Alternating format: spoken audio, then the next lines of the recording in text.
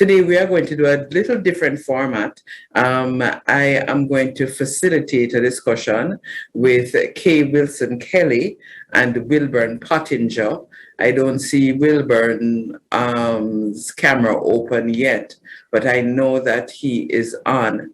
Let me, by way of introduction very quickly, Kay Wilson Kelly is operations manager and team lead for ADVANTUM, and she has had over 30 years background in application system development, integration, and support in the insurance industry, other industries, and she has devoted the past years to the shipping industry, maritime. I don't think any other industry could take her away again, because, you know, the maritime industry, ports and everything just runs through her veins right now. She is right now one of her star projects, working with the Port of Montego Bay, and have just moved them into a phase where they are automated now. And I take that opportunity to introduce Wilburn, because Wilburn Pottinger has extensive experience as well in corporate management, strategic and tactical planning. He started out with PwC in his career and ended his career with the Port Authority of Jamaica, being responsible for ICT. And that project that I mentioned about Montego Bay, Wilburn was at, you know, the start or the foundation of that, in terms of getting that started, because, you know, he wanted to get rid of the paper. He wanted to get rid of, you know, processes that, you know, just sort of bogged down the whole operation. So we are celebrating as ADVANTUM, and speaking to Wilburn, he's celebrating as well. He's like, oh, that project is finished, great. So what we're going to do today really is just to take a look. I'm going to just ask questions, because in implementing, choosing any solution, how to make it work, and the whole change management is a discussion that I think is necessary if we are going to really see digital transformation of our industry. So the first question that I have is, how do you find a suitable application? Let me just put that out there. I don't know, Kay, if you'd like to start, and then Wilburn can give us some input. Yes, I will. Thank you, everyone, for having me. And I, too, have enjoyed the session so far. Frances said that the project has been implemented. I feel like it has just started, because it never ends. They are always improving. I'm sorry, my light goes off every now and then. We are always improving, always looking at the next step. So the question is, how do you find the right solution? The first thing is that you have to understand your problem. You have to know where it is that you want to go, and then you're going to do your searching. And in terms of searching, you're going to try and find someone who knows how to. And even if they don't know how to, they can point you to who knows how to. And look out for those companies like ADVANTUM that can give you a demo, that can give you a trial, because we offer 1 month trial period of the applications that we have now. We can suit it up with your charges, etc., so that you can get that real touch and feel and see it in your operations and know that, you know, it is functional and it is useful to you. And go with someone who is going to go the long haul with you. They're going to support you all the way to the end. So you need that continuity, you need that level of support as well. Okay, thank you, Kay. Wilburn, I saw you nodding. Please, let us have your thoughts on this matter. Yes, I quite endorse what my colleague just said, but also, take for example, at the Harbors Department, they are using, I almost said we are, but I'm still a part of the family, even though retired. We are using the Champs is out of Florida, Crystal Rivers. Champs computerized maintenance management system. We actually got onto that system by doing one of the classical search, right? We talked to different companies. We engaged a consultant, Pricewaterhouse it was, and then we defined the needs of the system, the classical approach, and then we go to tender. And that's how we got Champs. We shortlisted to about 6 companies, including the top of the line at the time. But when we put everything together, the cost-benefit analysis, Champs came out the winner, and that's the system we went with. Now we have been rolling it out. As you said, you never stop. Softwares have so many different functions. I think most of the software will hardly use much of the functions. So you could roll out forever through different versions of software. Don't know if that answers that question. Thanks. Yes, Wilburn. It brings, you say that it never, both you and Kay said it's a process. It's almost like it never stops. And what I think about is the approach to software development. There is the waterfall approach and the agile approach. And tell us about this agile approach, Kay, and what it means to us in the maritime industry, and how does it work for us? What are the benefits, you know? Okay, so true agile means that you're breaking up your project into pieces, implementing a small phase, relating that to your users, getting the feedback and their input. ADVANTUM uses a mixture because clients, what we realize, especially coming into shipping, they enjoy seeing end-to-end processes. So they want to see something from the start to the finish. So for example, your warehouse, they want to see you being able to strip a container, to do the tally, to do each step, to store in your locations. They want to see that end to end. So we would cut that portion out, work on it in agile fashion, present it to the user for their acceptance, and then we move on to the next phase. Okay. You mentioned user for the acceptance. Something that is very important in the whole process is the user testing.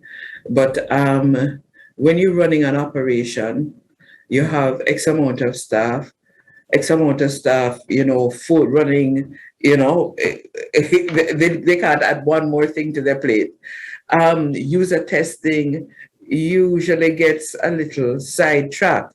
I don't know if you can speak to user testing, its importance, and maybe some approaches to get user testing done. Why is it important to test before you go live?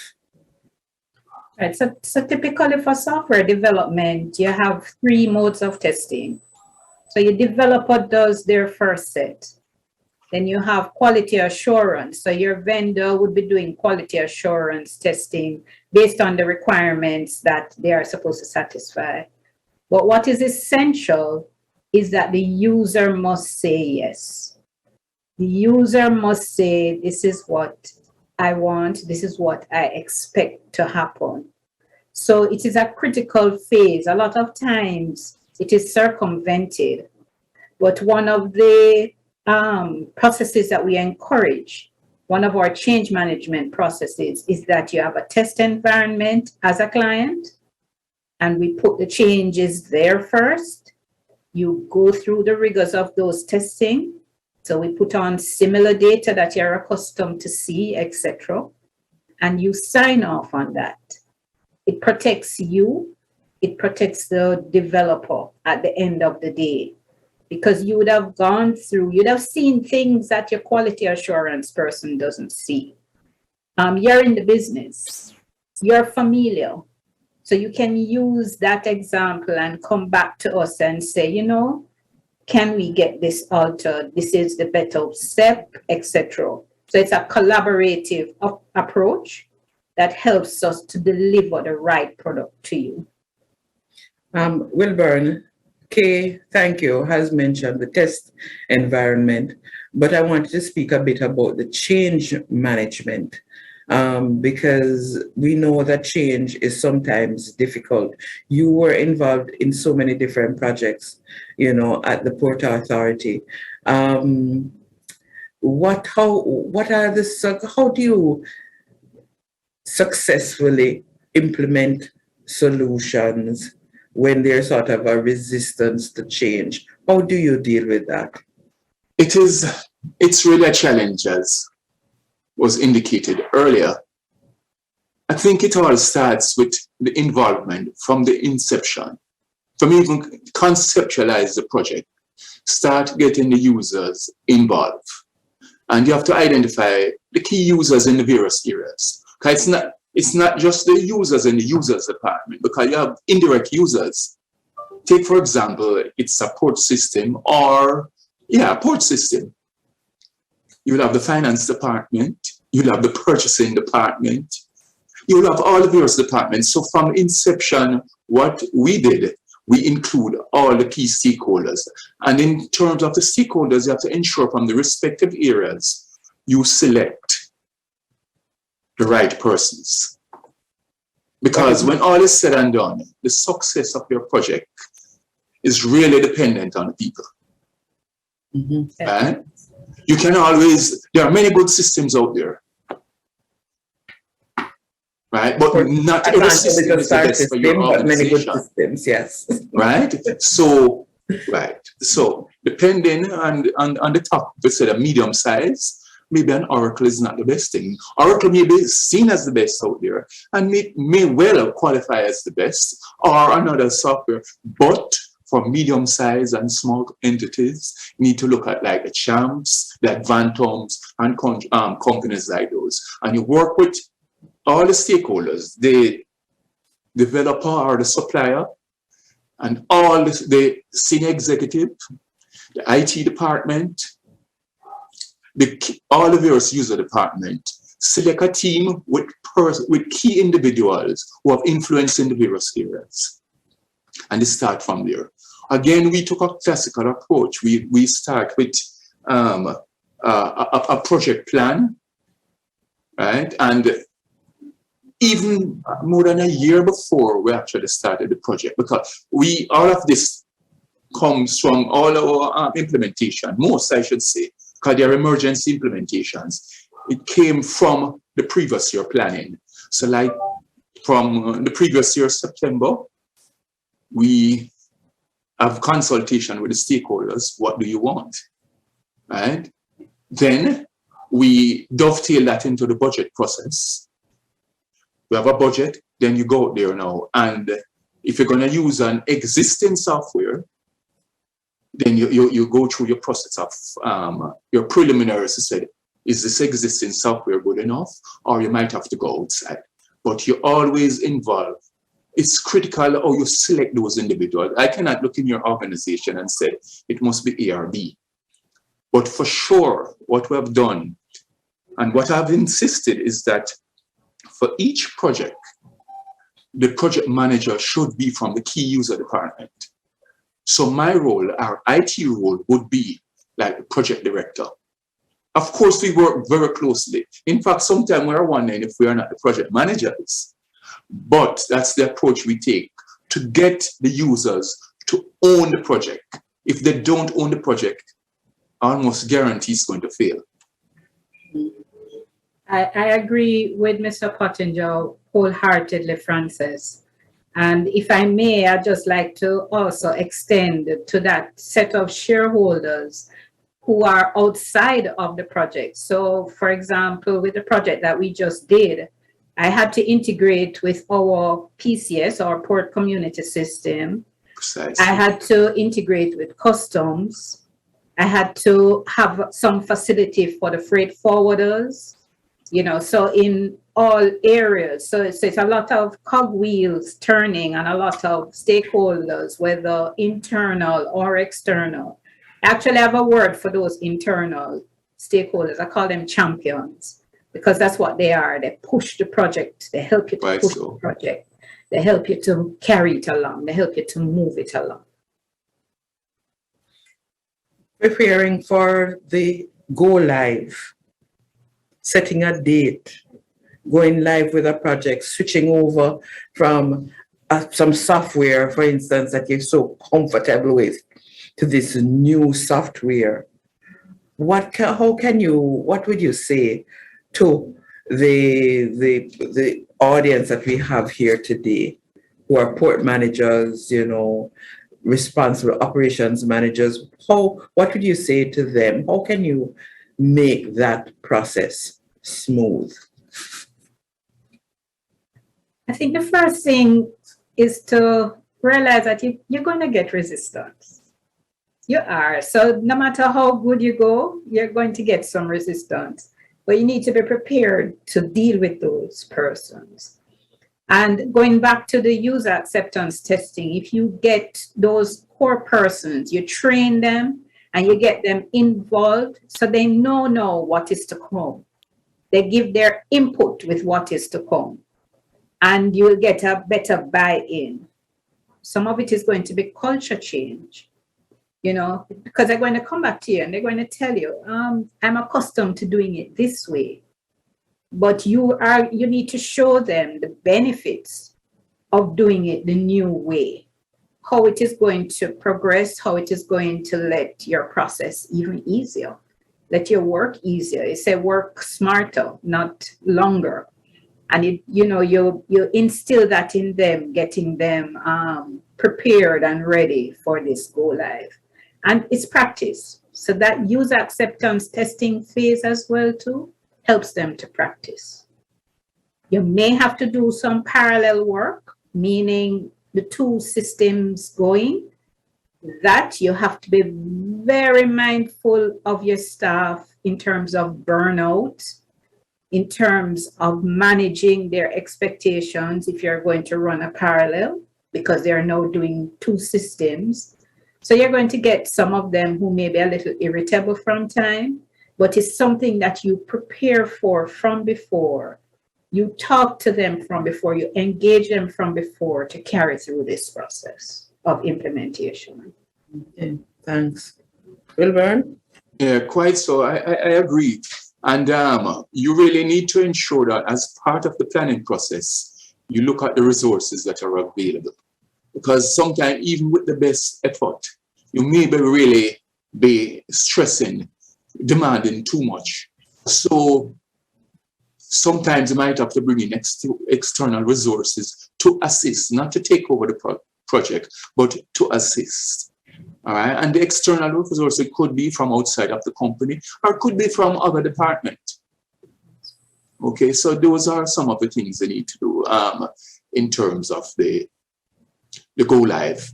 One thing I should point out, it may be a simple item, but in terms of go live, some people like to start at the beginning of the year. Nothing is wrong with that, right? Or at the end of the month. But sometimes that is the busiest time, really.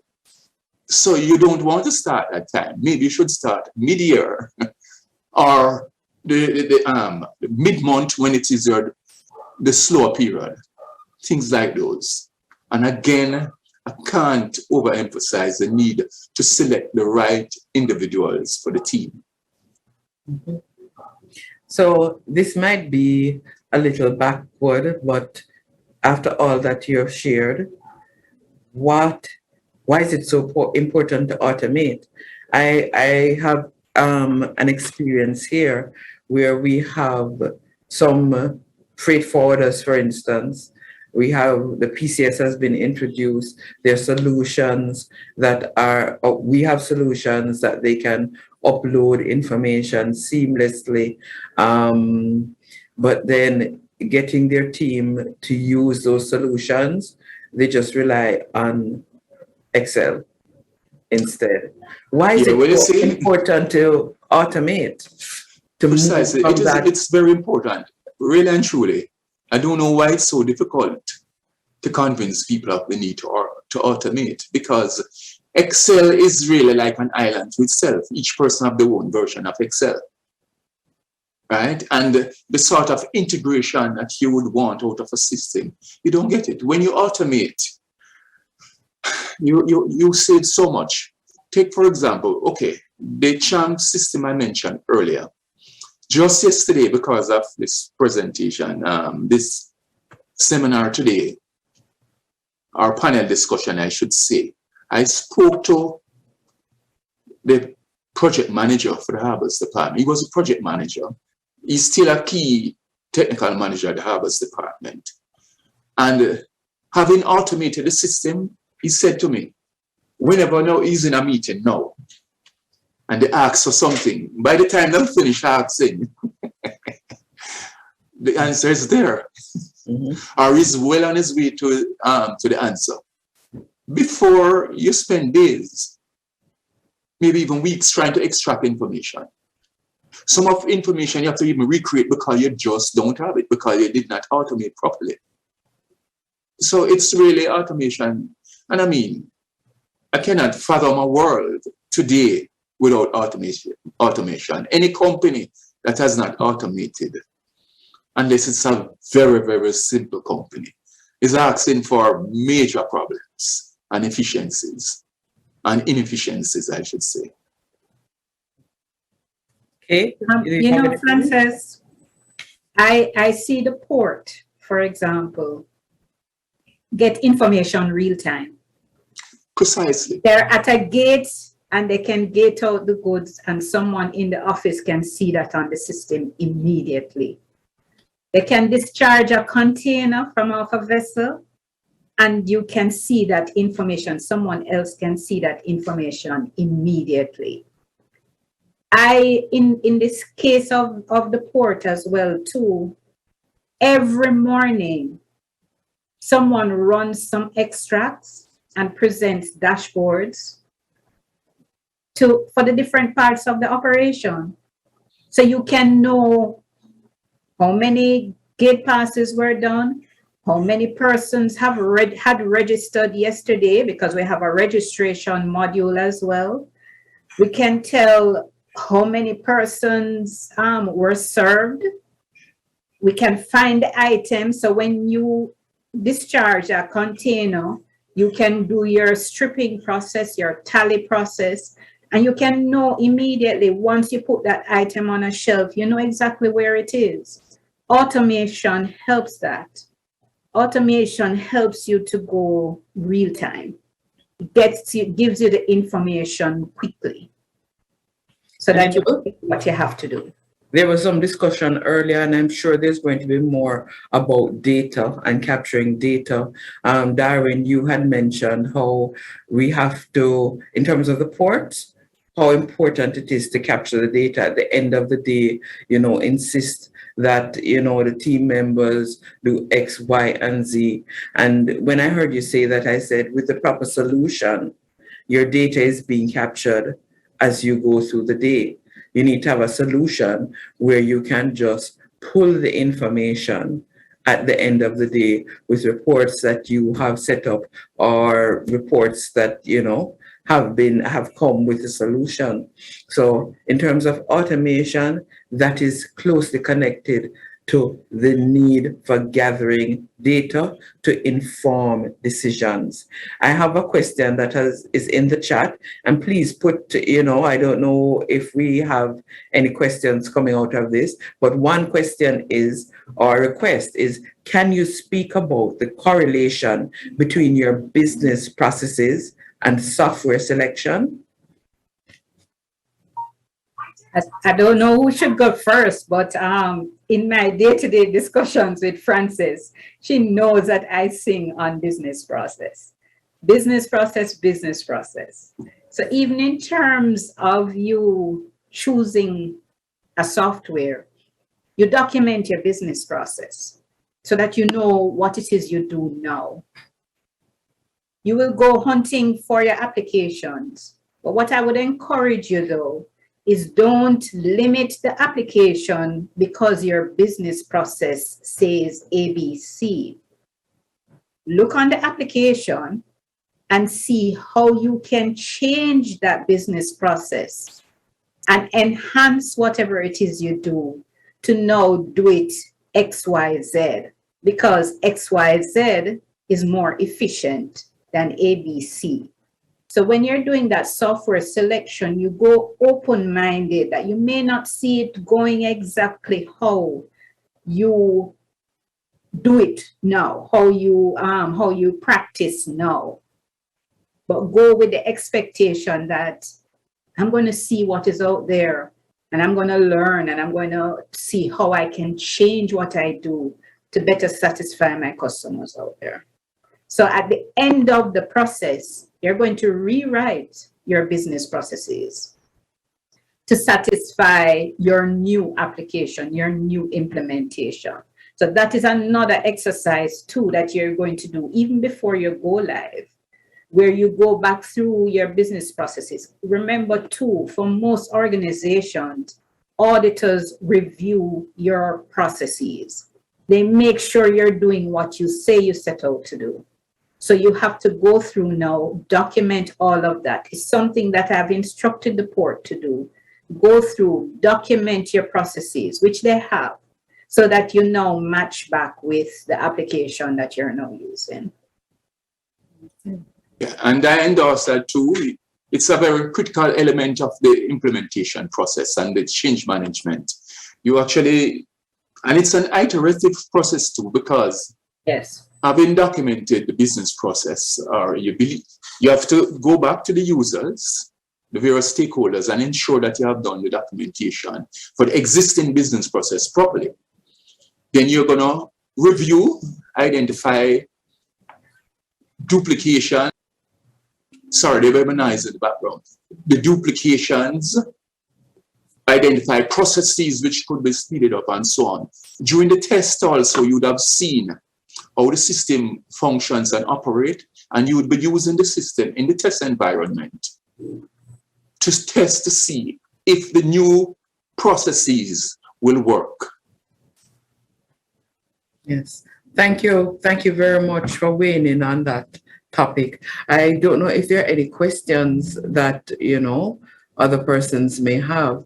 And thank you for that question, Mr. Malcolm, about the business processes and the software selection.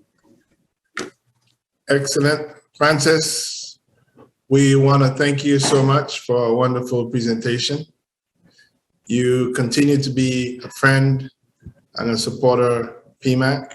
I am right. As a matter of fact, it's very difficult for you not to be, because you interface with ports, and that's all we do. So you're always going to be part of us, and we appreciate your continued efforts in trying to advance the digital needs of the small ports in the Caribbean. Kate, thank you very much for engaging, and Wilburn, we also thank you as well. I believe your style was very informative, and it actually brought out a lot more from the whole concept of ADVANTUM than you probably realized, because you went into a depth.